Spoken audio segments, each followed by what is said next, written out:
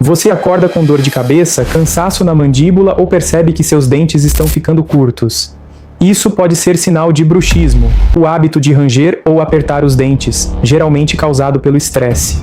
Se não controlado, o bruxismo destrói o esmalte, causa fraturas e problemas graves na articulação da mandíbula. É um desgaste silencioso que compromete toda a sua estrutura facial.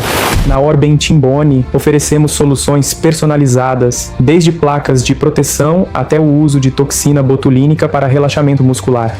Proteja seu sorriso antes que o dano seja irreversível. Agende sua consulta.